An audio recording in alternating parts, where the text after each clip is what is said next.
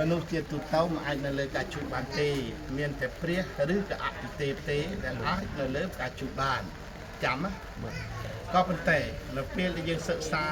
ដល់ថ្នាក់ពោះមនុស្សអាចនៅលើការជួបបានតើមនុស្សប្រភេទម៉េចមនុស្សដែលស្លាប់តាំងចាក់ឥឡូវចាំមើលណាចង់ឃើញទេ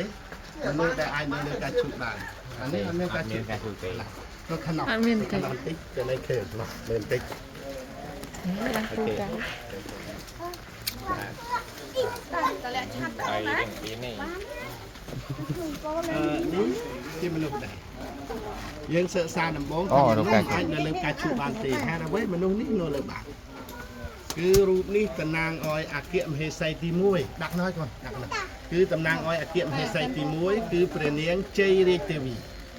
ជ័យរាជទេវីនៅពេលដែលគេអភិសេកស្វាមីរបស់ព្រះនាងព្រះបាទជ័យវរ្ម័នទី7ឲ្យទៅជាស្ដេចនៃចក្រវាឡឲ្យទៅជាស្ដេចនៃអធិទេពគ្រប់នគរទាំងអស់គោរពទ្រង់ដោយអធិទេពអញ្ចឹងបើសិនតែទ្រង់ជាស្វាមីទៅជាអធិទេពឋានៈដូចអធិទេពព្រះនាងក៏คล้ายខ្លួនទៅជាអគ្គទេពីស្មើនឹងទេពធីតាដែរយល់ទេថ្ងៃនេះខែនេះឆ្នាំនេះលបងបន្ត្រីប៉ូលីសសាក់4ឆ្នាំក្រោយ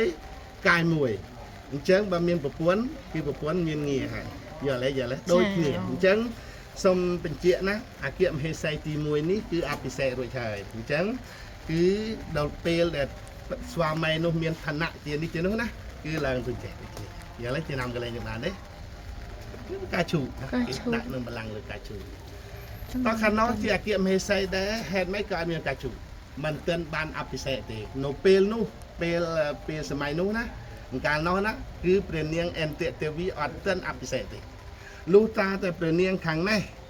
យាងចូលទីប្រកួតហើយបានទ្រង់អភិសេកជាមួយស្រីណាក៏ដោយស្រីនោះក៏ខ្លាយទៅជាអគ្គទេពីទី2ណាអគ្គមហេសីទី2នៅលើការជូដែរតែនៅពេលនេះដែលយើងកំពុងឃើញនេះគឺមិនទាន់អភិសេកទេយើងមើលស្ត្រីទាំងឡាយដែលមាន pregnant មានទេពោះគឺមានសង្វារមើលខាងនោះមានអត់ទៅមើលទៅមានអត់មានហងស្អាតទេនារីក្រមុំទី1គេឲ្យតម្លៃទៅលើ good hand ណា hand ណា hand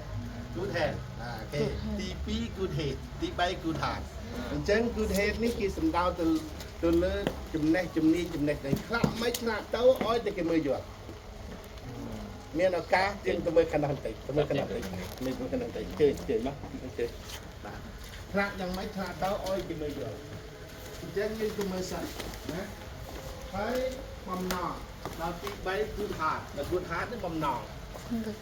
មានន័យថាធ្វើនឹងដើម្បីឲ្យអ្នកចំនួនក្រោយបានដឹងបានឮថាតើសម័យកាលនោះមានអ្វីកើតឡើងជើញតនេះគឺប្រាក់លែងសម្ដែងពីរឿងប្រវត្តិរបស់បកូណាព្រះបាទជ័យវរៈធននរណាលើកពីជ័យវរៈធនទេលើកពីទេជ័យវរៈធនគឺជានាមដើមរបស់ព្រះបាទជ័យវរ្ម័នទី7ណាកាលពីព្រះវរៈបិតារបស់ព្រះអង្គមានបច្ចុប្បន្ននៅឡើយនឹងបានបញ្ជូនទ្រង់នឹងឯងជាមេទ័ពទៅកាន់កាប់នៅព្រំដែនប្រទេសចម្ប៉ាដល់ក្រោយខ្ញុំនិយាយខាត់ដល់ក្រោយមកទៀតមកក៏យាងត្រឡប់មកកាន់មាតុប្រទេសរបស់ទ្រង់វិញអញ្ចឹងឈុតនេះចាប់ពីកន្លែងនេះទៅដល់ទ្វារនោះគឺនិយាយអំពីការធ្វើព្យុហយាត្រារបស់បកូណាមកពីព្រំដែនប្រទេសចម្ប៉ាមកកាន់ទីក្រុងយៈសធរៈបរៈទីក្រុងពោនឹងការធ្វើដំណើរមកនេះយើងមានទើបខ្មែរហើយនឹងទើបបរទេសគឺយើងមានសម្ព័ន្ធភាពសម្ព័ន្ធមិត្តជាមួយចិននេះទើបចិនយើងអាចសង្កេតកម្ពុជាបានទី1កាលនោះកម្ពុជាយើងមានលទ្ធិជាវិញចំណាំណាទី2កាត់សក់ខ្លីៗ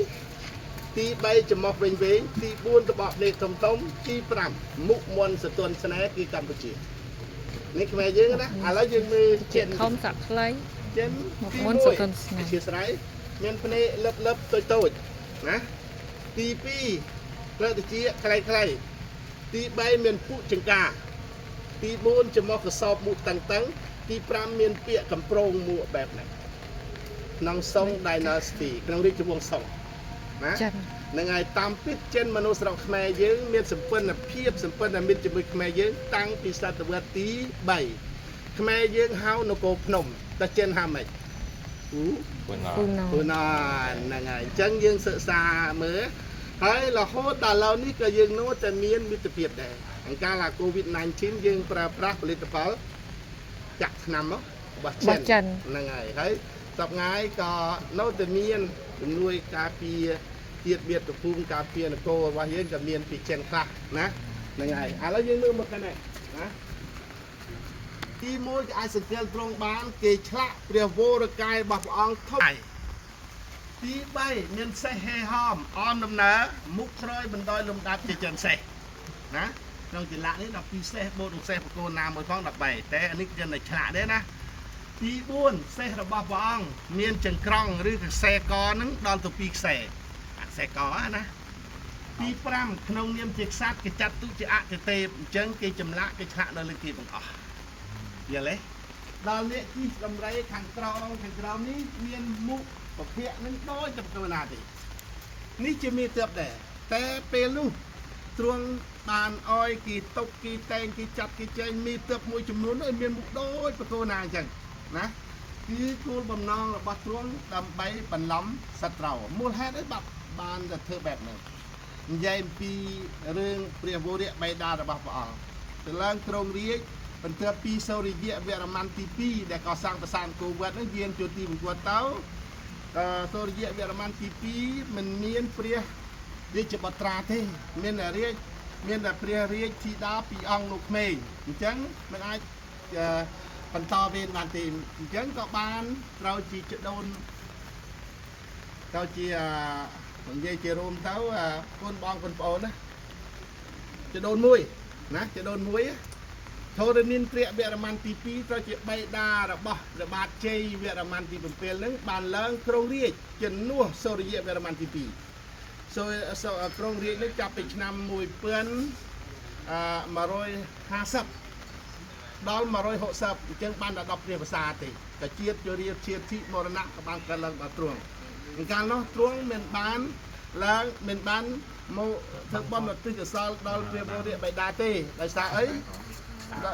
អត់ទេខ្ញុំសើចដោយសារអីដោយសារតែកាលនោះនៅជាដែនកំពុងតែកំពុងតែបះបោខ្លាំងបើមកបានទេអញ្ចឹងក៏បំពេញកាតព្វកិច្ចទៅនោះហើយនៅទីនេះរាជ